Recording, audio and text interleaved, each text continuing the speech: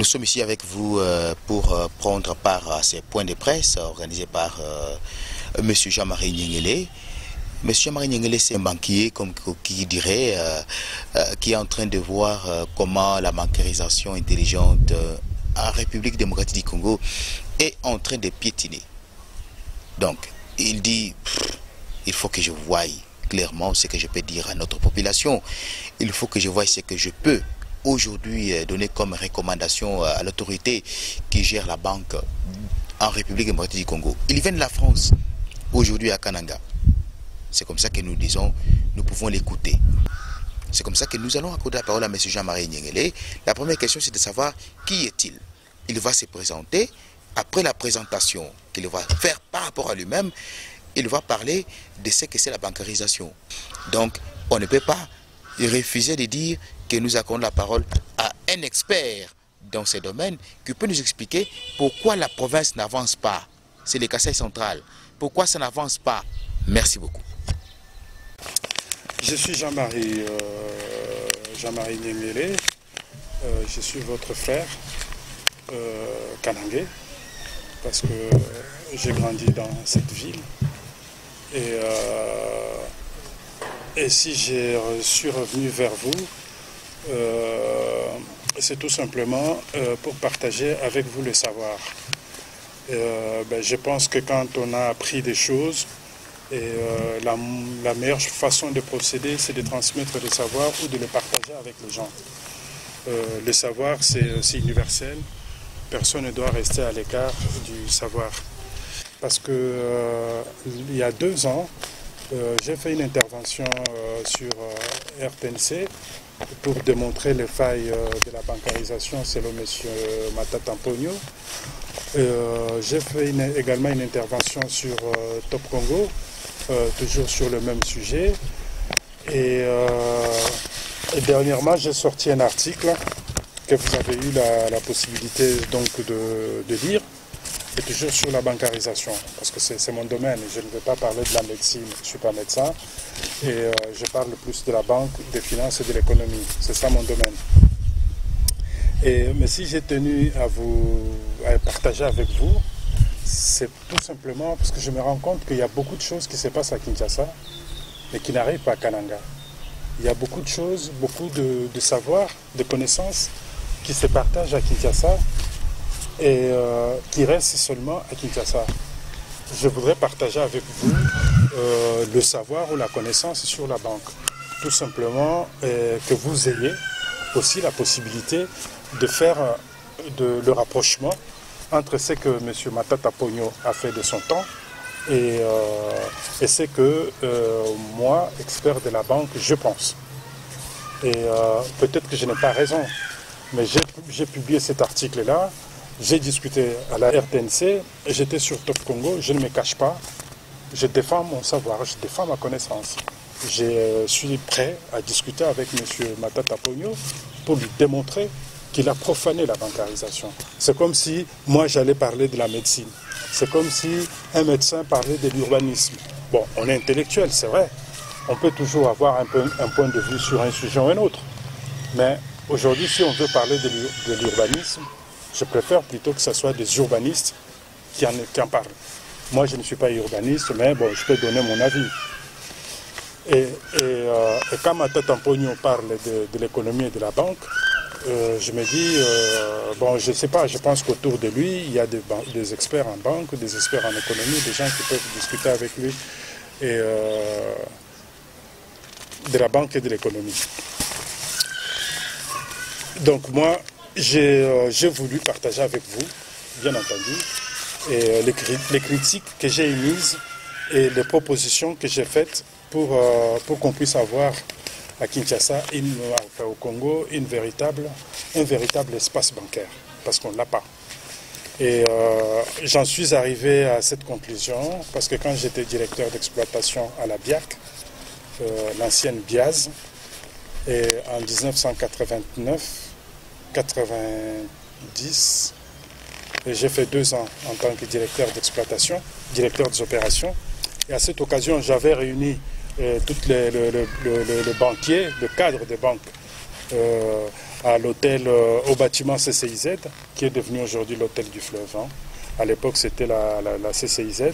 Et à l'époque, j'avais discuté avec, j'avais réuni donc mes collègues banquiers et sous le haut patronage de M. Paipai, qui était le gouverneur de la Banque centrale. Et je leur ai dit, ce n'était pas possible que sur la place bancaire congolaise, où on comptait 11 banques à l'époque, il n'y avait qu'une banque qui était congolaise. Et c'était l'ancienne Banque du Peuple, qui était devenue la BZCE, la Banque zaïroise du commerce extérieur. Et même cette banque-là, elle ne faisait pas vraiment le métier de la banque. Parce que pour y entrer, pour avoir droit à un crédit, il fallait avoir un parapluie, soit politique, soit religieux. Et donc, j'ai commencé à poser ce problème-là depuis 1990, donc depuis 1990. Et en 2005, j'ai donc réuni mes pensées, mes réflexions dans un document que j'ai appelé la bancarisation pour le Congo. Et il y a plusieurs chapitres.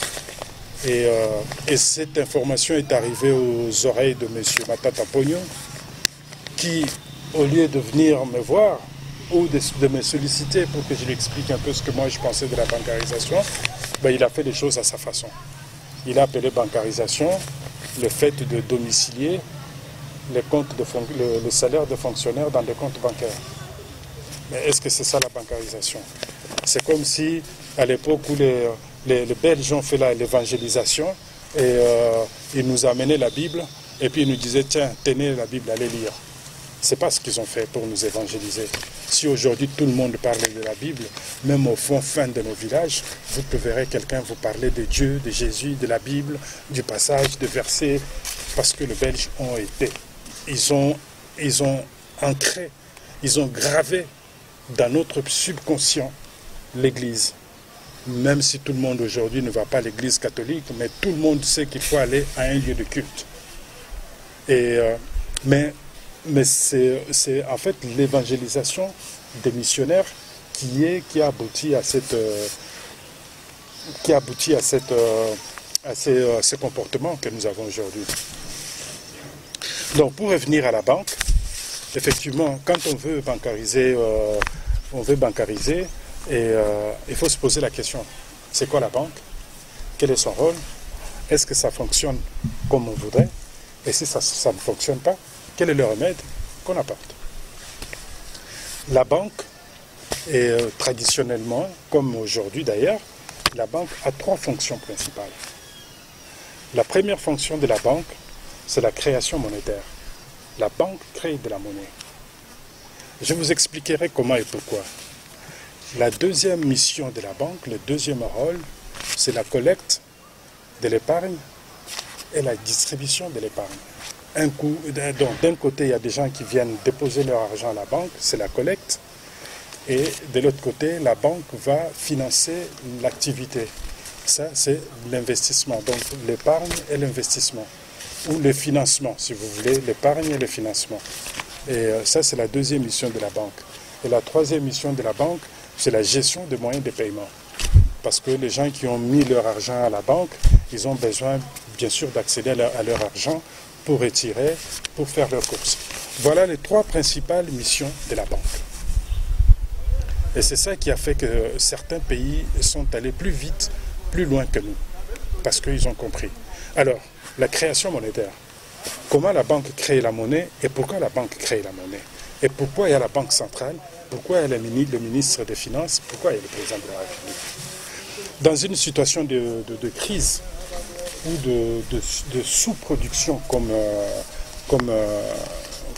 la nôtre, si on veut relancer l'économie, on ne va pas aller chercher l'argent à la Banque mondiale.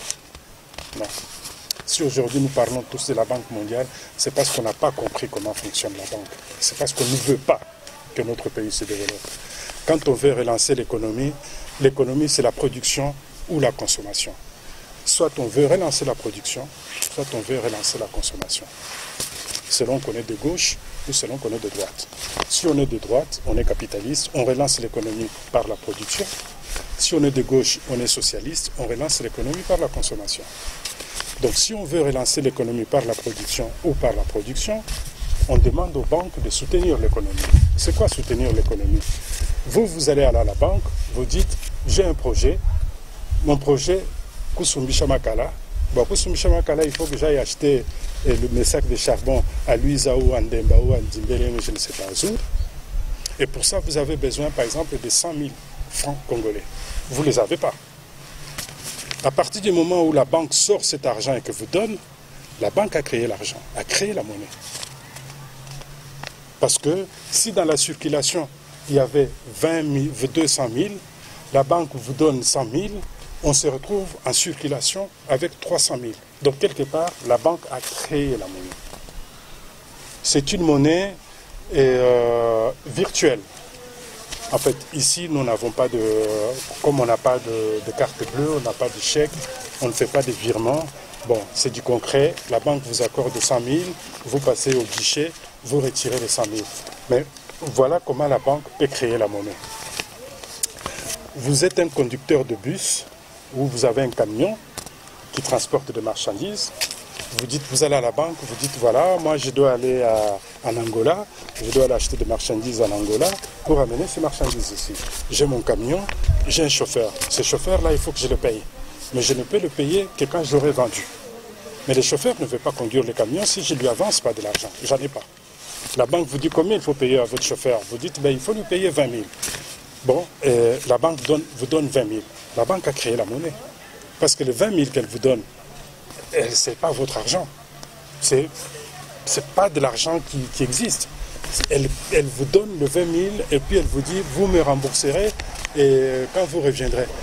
Et même quand vous reviendrez et que vous donnerez à la banque 20 000, mais toujours est-il qu'en circulation, il y a eu 20 000 de plus. Et ces 20 000-là, les chauffeurs, il va acheter à manger pour sa famille. Et la personne qui lui a vendu le manioc ou le maïs ou le ndakala et compagnie, la personne se retrouve aussi à dépenser cet argent-là pour autre chose. Donc de fil en aiguille comme ça, on a soutenu l'économie par la consommation, par la production plutôt, parce que là on parle des entrepreneurs, on parle des chauffeurs, ça c'est côté production. On peut aussi relancer l'économie par la consommation, et c'est toujours avec la banque. Comment on va relancer l'économie par la consommation? Le gouvernement central, par exemple notre président de la République actuelle, ou son ministre des Finances ou de l'économie, va dire qu'il faut décourager l'épargne. Parce que du monde tout est comme à côté de banque, c'est dans l'espoir que quand il va retirer cet argent, qu'il le retire avec un intérêt. Je dépose 300 000 francs à la banque, en 6 mois, la banque me rembourse ou met à ma disposition 350 000. J'ai gagné 50 000 qui rémunèrent le fait que je me suis dessaisi pendant un laps de temps de mon argent. Donc ça s'appelle intérêt. Dans une période de croissance, où les gens ont de bons revenus et qu'ils ne dépensent pas tout leur argent à la consommation, les gens ils vont déposer leur argent à la banque, dans l'espoir que la banque rémunère. Mais quand on arrive dans une période de crise ou de récession, le gouvernement doit soutenir la consommation. Et pour soutenir la consommation, le gouvernement va dire aux banques, baisser les taux d'intérêt. Parce que qu'est-ce qui pousse les gens à épargner? C'est l'espoir de gagner de l'argent, d'avoir des intérêts. Et si la banque centrale dit baisser les taux d'intérêt, et que la personne qui met 300 000 à la banque, vous ne lui donnez plus 350 000, mais vous lui donnez 310 000. Dans une situation normale, avec les agents économiques rationnels, la personne se pose la question, est-ce que ça vaut le coup que j'aille déposer mon argent à la banque? Avec un taux d'intérêt qui est proche de 0, ça ne m'intéresse pas. Qu'est-ce que la personne fait? La personne va dépenser son argent et ça va soutenir la consommation. Voilà comment la banque et le gouvernement central et le ministre des Finances, avec les taux d'intérêt, ils peuvent jouer, pousser les gens à la banque, déposer, constituer l'épargne, ce qu'on appelle la collecte, donc collecte d'épargne. Voilà aussi par le mécanisme des taux d'intérêt, comment on peut soutenir la production. En disant, l'épargne que nous prenons, nous allons financer les chauffeurs, nous allons financer la personne qui vend le braise, le makala, nous allons financer la personne qui vend le chichampa. Donc, on a vu ce que c'est la création monétaire. Ben, je vous ai parlé de la collecte, de l'épargne et du financement. La collecte, le financement, c'est le taux d'intérêt qui va pousser quelqu'un à déposer son argent à la banque. C'est le taux d'intérêt qui va pousser quelqu'un à aller demander un crédit à la banque. Parce que si aujourd'hui vous allez à la banque, vous dites à la banque j'ai besoin de 100 000 et que la banque vous dit le taux d'intérêt est à 50 000, comme on fait les banques Lambert, les cantines de Mouziki et tout ça, c'est pas rationnel.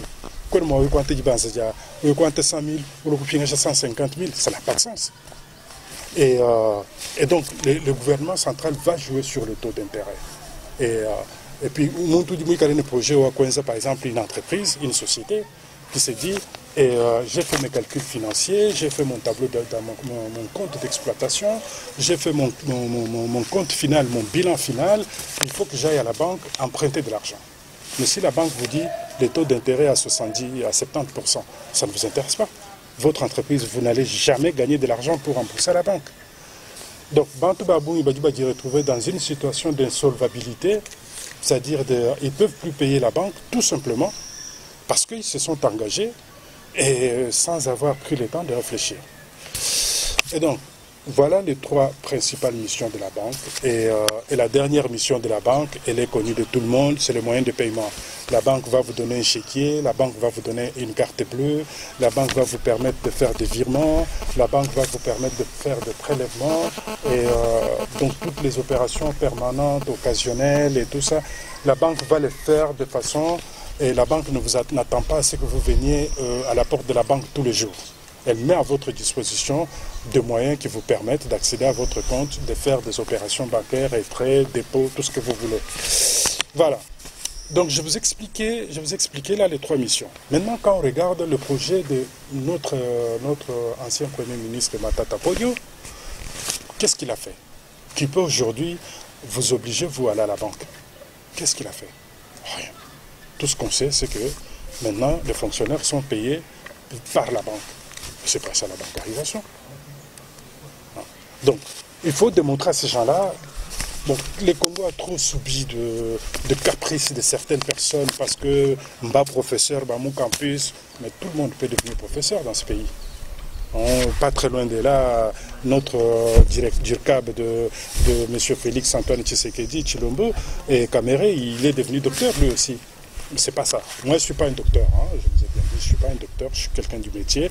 J'ai fait mes études de finance en France et j'ai fait un diplôme de spécialisation banque et finance. Et je me suis arrêté là, un troisième cycle avec une année de spécialisation. Pas assez intelligent pour faire le doctorat. Et donc, par rapport à ça, j'ai démontré que Matata Ponyo était complètement à côté. Il n'a rien fait qui ressemble à l'évangélisation. Il n'a rien fait qui ressemble à la bancarisation. Quand les missionnaires ont voulu évangéliser, ils ont envoyé des gens, même au fin de nos provinces, des prêtres, des missionnaires, des Belges. On a vu dans nos villages, on a vu des Belges arriver, des Italiens, des Portugais, des gens qui ne parlaient pas nos dialectes, mais qui étaient arrivés et qui vivaient avec nos villages, qui nous parlaient de la Bible. Ils ont appris la langue, le patois ou la langue locale, ils se sont mis à faire de messe. Et aujourd'hui, moi, ce que j'ai dit aux experts de la banque ou au président de la République, c'est qu'il faut qu'on fasse comme les Belges ont fait l'évangélisation. Il faut que la banque aille partout où il y a une activité économique. Partout. Dans chaque territoire, dans chaque commune, il faut qu'on ait une banque. Il n'est pas question que tous les gens viennent en centre-ville pour faire leurs opérations bancaires, ou alors on n'a rien compris. Et on sera toujours en retard par rapport aux autres pays. Je suis arrivé en Côte d'Ivoire en 1988. J'étais à Abidjan, c'est la capitale de la Côte d'Ivoire, mais l'ancienne capitale c'était Bouaké. Et de l'hôtel où j'étais, j'ai réservé une chambre à Bouaké. De l'hôtel où j'étais, j'ai réservé une voiture à Bouaké. De l'hôtel où j'étais à Abidjan, j'ai réservé la restauration. Et à 14 h, la voiture est venue me chercher, on m'a amené à l'aéroport. Le jet m'a amené jusqu'à Boaké. Boaké, il y avait une voiture qui m'attendait, qui m'a pris, qui m'a amené jusqu'à l'hôtel. Et je me disais, mais chez nous, ce n'est pas possible. Est-ce que de Kinshasa, on peut faire toutes ces choses-là? Est-ce que de Kinshasa, je peux payer l'hôtel qu'il m'aide? Est-ce que de Kinshasa, je peux réserver une voiture à l'aéroport? Est-ce que de Kinshasa? Non. Parce qu'en fait, le Congo, aujourd'hui, c'est un trou noir. Personne ne sait comment fonctionne le Congo. Personne ne sait financièrement, économiquement, comment fonctionne le Congo. Et cette expression-là, le trou noir, c'est pas moi. Ça ne vient pas de moi. Hein. Je suis adepte, je suis entièrement d'accord avec la personne qui a dit ça, mais ça ne vient pas de moi.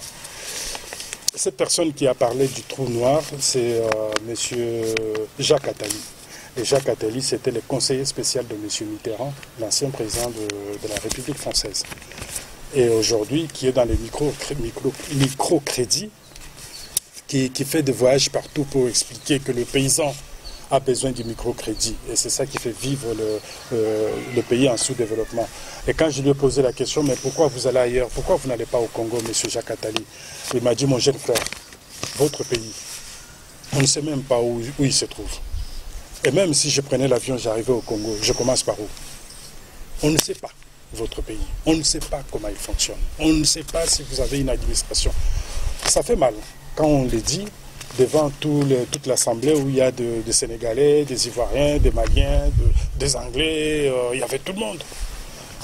Mais seulement ça m'a fait mal de voir que mon pays quand même, le Congo, c'est le poumon de l'Afrique.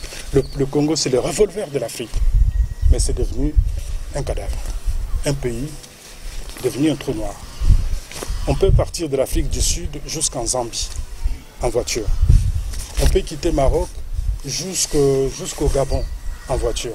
Mais seulement quand on arrive aux frontières du Congo, on ne sait pas, par exemple, partir du Soudan, aller en Angola, vous allez passer par où en voiture? On ne sait pas, parce qu'il faut passer par le Congo. Mais le Congo, on ne sait pas comment faire. Déjà même de Kinshasa jusqu'ici, moi je ne l'ai jamais fait. Je prends toujours les avions. Mais je pense que la route existe. Mais cette route, je ne sais pas combien de kilomètres elle fait. Et moi, quand je ne prends pas l'avion pour aller à Nice, qui est de Paris jusqu'à Nice, c'est 800 km. En avion, j'en ai pour 1h30 à peu près. Mais quand je prends ma voiture et que je vais à Nice, 800 km, j'en ai pratiquement pour 3 heures. 3 heures, je me mets sur la route à 120 à l'heure, je suis à Nice.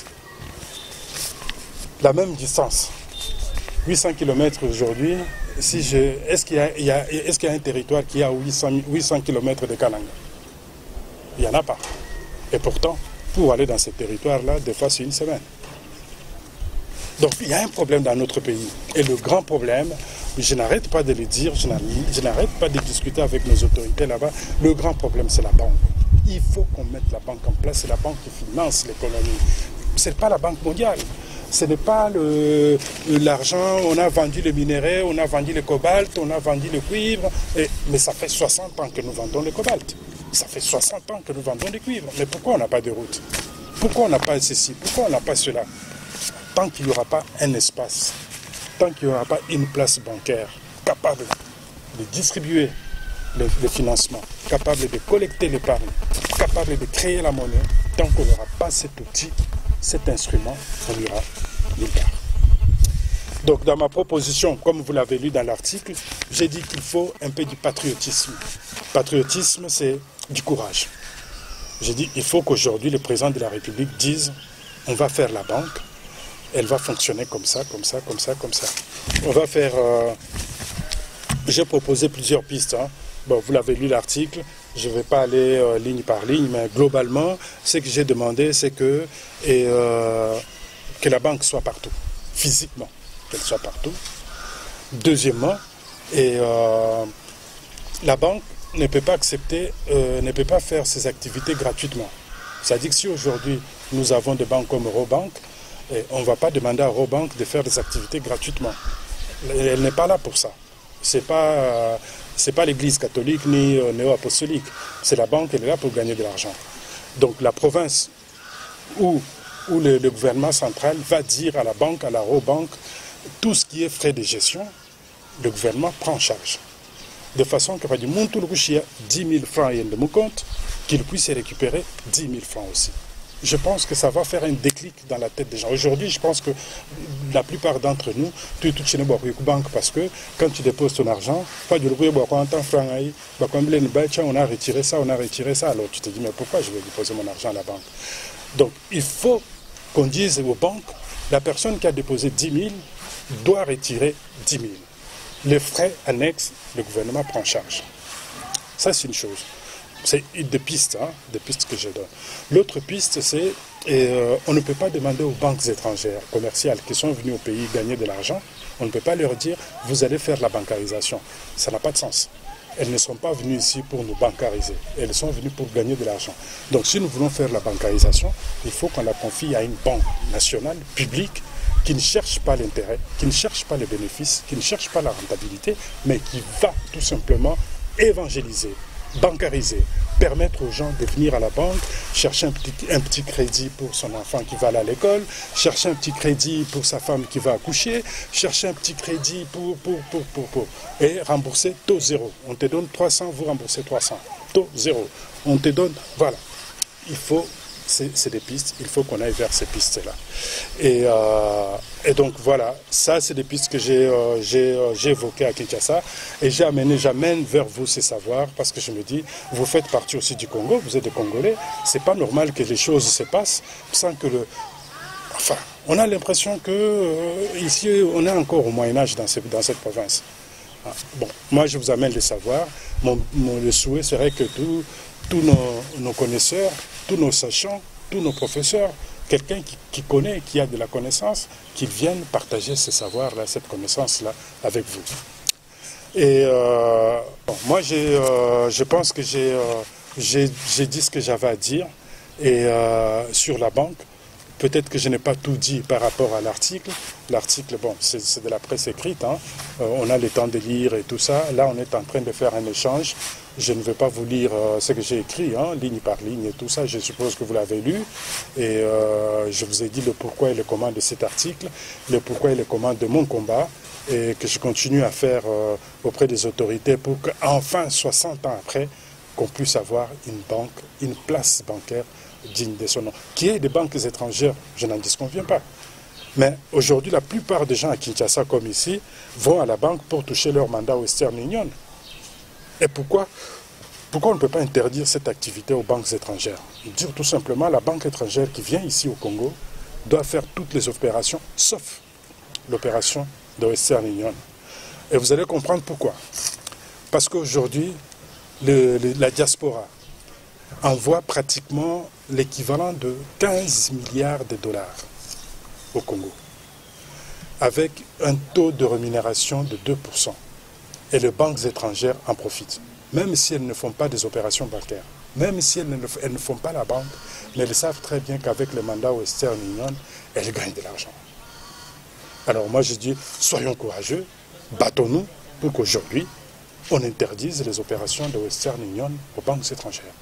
Qu'on réserve cette opération seulement, exclusivement à la banque publique, la banque qui va porter le nom, moi je l'appelle Banque publique congolaise, BPC, et peut-être que d'autres personnes ont d'autres appellations, pourquoi pas, on ne va pas s'arrêter à l'appellation. Le plus important, c'est le contenu qu'on va donner à cette activité bancaire, à cet espace bancaire. Chers confrères, vous avez suivi, et consoeurs aussi, parce que nous avons une consoeur parmi nous, on ne pouvait pas faire ces points de presse ou cet échange, pas pour dire ce point de presse, mais cet échange sans qu'il y ait une femme journaliste parmi nous. Elle est de la radio Malandi FM. Et nous avons aussi des confrères qui vont se présenter à tour de rôle lorsqu'ils vont poser des questions. Il est vrai que nous avons suivi l'expert. Moi, je l'appelle expert parce que quand il s'est déballé en banque, vous avez senti que c'est quelqu'un qui connaît ce que c'est la banque, l'épargne, la bancarisation et consorts. Alors, si vous avez des questions à poser, le micro est avec vous. Bonjour Mkendi, je suis de Kassai Horizon. Ma question c'est, lorsque vous dites que ma tête en pognon a tapé à côté avec ce qu'on a appelé bancarisation, mais depuis un temps on sait aussi comprendre qu'il y a eu une incidence assez positive en ce qui concerne la paye des agents et fonctionnaires de l'État.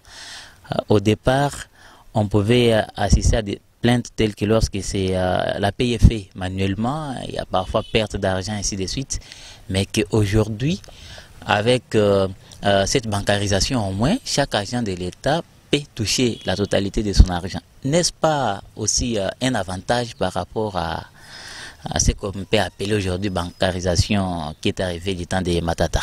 Matata Ponyo a fait, c'est une démarche budgétaire. On a voulu rationaliser le budget de l'État. On a voulu avoir un contrôle sur le budget de l'État. On s'est dit, on paye les gens comme ça, mais on ne sait pas combien on a payé, qui on a payé. Donc cette fois, on va passer par un outil bancaire. On va loger les salaires des gens dans des comptes bancaires. C'est juste un outil pour le contrôle budgétaire. C'est un outil pour permettre la rationalisation budgétaire. Ça n'a rien à voir avec la banque. Rien à voir. Pas... Je vous ai donné les 3 fonctions de la banque. Et le fait qu'on va héberger le salaire de fonctionnaire sur le compte bancaire, c'est pas la mission. La banque ignore tout ce qui se passe. La banque, on n'est pas là pour servir à Matata Ponyo d'outils de contrôle budgétaire, de contrôle de gestion. Non, on n'est pas là pour ça. Mais Matata Ponyo, il est vrai que le fait... C'est le terme qu'il a utilisé qui me choque. Il aurait pu appeler ça autrement que bancarisation. Si c'était vous appelleriez comment ça? Rationalisation budgétaire. Merci de la parole, c'est Francis Kalonga de la radio communautaire catholique d'Ikudjetu, RDD ici à Kananga. Je suis d'abord très flatté par cet exposé que vous nous avez partagé. Mais écoutez, je suis intéressé ou tellement curieux que vous insistez beaucoup sur la création des banques et de leur implantation à travers la province du Kasaï central. Ça, je reste un petit peu circonscrit dans le domaine. Il a existé une banque du peuple au pays et même une représentation ici dans le Kasaï occidental à l'époque. Mais cette banque s'est effacée, tombée malade en termes que vous maîtrisez très bien et n'a plus servi jusqu'à présent. Entre-temps, c'est la banque commerciale qui est restée avec une province du Kasaï central actuellement sans usines, sans industrie, pas de route de décès agricole, une province généralement proclamée pauvre et enclavée. Les solutions concrètes. Vous parlez de quelle banque a installé ici pouvant faire déclencher l'économie de la province agricole, paysanne ou banque commerciale. Et au niveau de ce que Matata Ponyo a pu lancer comme opération, vous dites qu'il a pêché. En quoi exactement? Et quels sont les remèdes que vous vous proposez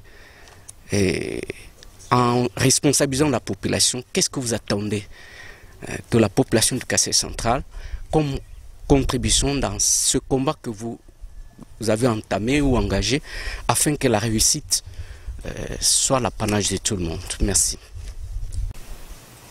Et en quoi Matata Ponyo a pêché? Bon, ça je pense que j'ai déjà répondu à cette question. Hein. Bon, la répétition est la mère des sciences, dit-on. Donc je ne m'empêcherai pas de répéter, de redire ce que j'ai dit. Et là où Matata a pêché, c'est parce qu'il a appelé bancarisation une opération qui relève du budget, qui relève du contrôle budgétaire. Et Matata Ponyo voulait avoir un peu le contrôle du volume global des salaires qui sont versés aux fonctionnaires de l'État. Il a voulu avoir le contrôle, la maîtrise de salaire versé aux fonctionnaires. Il s'est dit, alors on va passer par la banque. On va demander aux fonctionnaires d'ouvrir des comptes bancaires ou on va ouvrir des comptes bancaires pour les fonctionnaires. Il l'a fait. C'est pour ça que j'appelle cela péché. Mais là où je trouve que c'est un péché mortel, condamnable, c'est qu'il a voulu qu'on paye les fonctionnaires en passant par les banques. Est-ce qu'à Djimbélenge, il y a une banque? Est-ce qu'à Kazumba, il y a une banque? Est-ce qu'à Dibaya, il y a une banque? Et comment sont payés aujourd'hui les fonctionnaires d'Endemba? Comment sont payés aujourd'hui les fonctionnaires de Dibaya? Vous vous êtes posé cette question. Donc, en fait, Matata a créé un problème qui n'existait pas. Il a créé un stress. Parce que c'est lui qu'on dit, mais désormais, vous allez être payé par par la banque, mais qui n'a jamais mis pied dans une banque, qui ne connaît même pas la banque. Comment il fait? Donc, ça, j'ai dit, ce monsieur, il a profané la banque, tout simplement. Il a profané la bancarisation. Alors, c'est quelque chose qui aurait contribué au redressement économique. Aujourd'hui, il l'a profané. Parce qu'aujourd'hui, quand on dit à quelqu'un, on a bancarisé, ah, on a bancarisation, on a même matata, ça, on a profané la chose. Aujourd'hui, je viens vers vous parler de la bancarisation, mais c'est quelque chose que vous avez déjà entendu. C'est comme si je ne vous apprends absolument rien. Alors que ce qu'il a fait, ce n'est pas ça, la bancarisation. Donc, alors pour dire comment on va faire la banque ici, bien entendu, si vous regardez l'histoire des États-Unis et l'histoire du Canada, parce que c'est deux grands pays, ces deux grandes puissances qui ont connu le Far West, et effectivement, et la banque, aujourd'hui on installe la banque ici, et les fonctionnaires vont venir retirer leur argent, mais ils ne vont pas venir retirer tout leur argent. Aujourd'hui, vous retirez tout votre argent, parce que vous ne faites pas confiance à la banque, parce qu'il n'y a pas confiance. Demain, si une banque s'installe ici, et qu'elle a la confiance des gens, les fonctionnaires ne vont pas retirer tout leur argent le premier jour du mois. Et il n'y a pas que les fonctionnaires dans ces pays. Il y a des artisans, il y a des commerçants, il y a des gens qui ont des hôtels ici, qui font des chiffres d'affaires, si petits soit-il. Et il y a tous ces mamans commerçantes, et tous ces papas commerçants, toutes ces activités, petites soient-elles. Le jour où ces gens-là vont franchir la porte de la banque pour déposer leur argent, on aura déjà gagné une bataille. Ensuite, les gens qui vont venir déposer leur argent à la banque, ce n'est pas pour le retirer le lendemain. Donc, même si ça reste pendant un jour, vous savez qu'en un jour, aux États-Unis, on peut devenir milliardaire. Parce que si aujourd'hui, les gens laissent leur argent dans une banque public au Kasaï, vous laissez 100, lui il laisse 100, telle personne laisse 1000, et en un jour, on peut se retrouver avec un volume, avec une masse monétaire, par exemple, d'1 million. En un jour. On sait très bien que le lendemain, les gens vont passer retirer. Mais entre le premier et le 2, si moi, financier, j'ai 1 million d'argent sur le compte, je peux le placer. Je peux aller voir KidMed, je peux aller voir Monalux, je peux aller voir Bido et Mwamba. Je peux dire, j'ai 1 million, je vous le prête à 7 h du matin, est-ce que vous pouvez me le rembourser à 20 h? Ça signifie qu'entre 7 h et 20 h, lui aussi il a ses opérations qu'il peut faire, donc il a besoin de cet argent-là, je lui avance les millions, à 20 h, il m'amène 1 200 000. La banque a gagné 200. Le lendemain, tout le monde passe, retire son argent, tout le monde retire, tout le monde retire, tout le monde retire. Mais en un jour, pour avoir fait cette opération-là, la banque a gagné 200. Et avec ces 200, j'ai fait la création monétaire. Je peux financer quelqu'un avec ces 200 000. Voilà comment l'économie tourne. Donc la correction du péché de Matata, c'est ces éléments-là. Vous attendez de vous préconiser concrètement. Je peux corriger parce que le processus s'est déjà enclenché et mal interprété, et avec tout ce qu'il a amené, est-ce qu'il y a moyen d'espérer? C'est mon article. Si vous l'avez lu, c'est ce que j'ai donné, j'ai expliqué au président de la République. Il faut de la créativité, il faut du patriotisme, il faut de l'invention ou de l'ingéniosité, il faut du protectionnisme. Pourquoi le protectionnisme? Enfin, si nous voulons que la banque congolaise existe, il faut ce courage-là dont je parle. Il faut le courage, il faut le patriotisme, il faut de l'audace. Le Congolais n'est pas audacieux. Il faut de l'audace. Je vous ai parlé tout à l'heure des gens qui viennent déposer. Je prends 1 million de comptes en tant que banquier. Je me réveille le matin, j'arrive devant mon ordinateur. Combien les gens ont laissé sur le compte? Ah ben, j'ai 1 million sur le compte. Quand j'étais à la banque, c'est ce que je faisais. J'ai 1 million sur le compte. Avec les statistiques, les indicateurs, je sais que les gens vont retirer dans la journée à peu près 300. 300 000 sur 1 million. Donc j'ai 700 000 qui me restent. 700 000. Bon, je veux spéculer avec 500 000. Je ne vais pas prendre trop de risques. Je vais spéculer avec 500 000. Et je prends mes 500 000 Zaïre à l'époque. J'appelle par exemple Peugeot, ou j'appelle Renault, ou j'appelle les gens qui sont dans le café. Je dis voilà, moi j'ai 500 000 disponibles aujourd'hui là, et je peux vous le prêter ce matin, mais vous le ramenez demain matin avant 8 heures avec un taux d'intérêt de 10%. Et croyez-moi, il y a des gens qui se bousculaient devant la porte de la banque de la Biaz, l'actuelle BIAC, qui venaient, ah monsieur Jean-Marie, oui, je faisais. Donc ce que ma tête a fait, on ne va pas corriger, parce qu'il n'a rien fait. Il faut oublier ce qu'il a fait. Il faut complètement oublier et regarder les pistes telles que je les annonce dans le journal, dans mon article. C'est ça qu'il faut faire. Jean-Marie Bopouabéa, journaliste de la radio-télévision nationale congolaise RTNC Kananga. Premièrement, je salue l'idée de partager ces connaissances avec la population, comme vous l'avez dit. Je m'interroge en même temps pourquoi ces réveils tardifs. Vous avez peut-être partagé ces connaissances sous d'autres cieux il y a longtemps, mais ici au pays, franchement, on ne vous a pas beaucoup senti, même pas ici en province. Pourquoi ces réveils tardifs? Deuxièmement, je voudrais savoir où est-ce que vous en êtes avec vos démarches pour faire connaître les pistes que vous présentez, parce que vous n'avez pas été d'accord avec ce qui s'est fait. Sous l'ancien régime, vous avez peut-être fait des démarches. Au jour d'aujourd'hui, il y a eu changement du régime. Où est-ce que vous en êtes avec vos démarches pour que votre voix soit entendue et qu'au besoin, ces stratégies ou ces pistes que vous proposez soient prises en compte?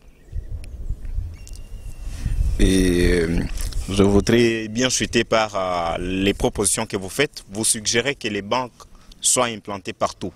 C'est l'idéal.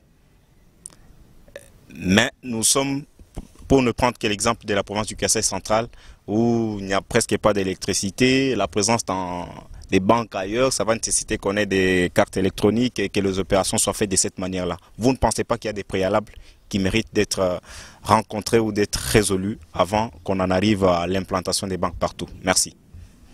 Mais je ne dormais pas. Vous parlez des réveils comme si je dormais. Moi, je ne dormais pas. J'ai toujours travaillé, je travaille. Non. Pourquoi maintenant? Parce que nous pensons que nous avons aujourd'hui un gouvernement qui nous écoute, qui nous entend. Pourquoi maintenant? Parce qu'on pense qu'il y a des impulsions au niveau de la tête. J'ai écouté les discours du président de la République qui disait on va créer des banques. J'ai dit bon, voilà. Vous savez, quand on a des gens, nous on est des experts, mais on n'est pas des décideurs. Mais si vous avez en face de vous des gens qui ne veulent rien savoir, vous avez beau écrire, vous avez beau dire des choses, et ils ne feront rien.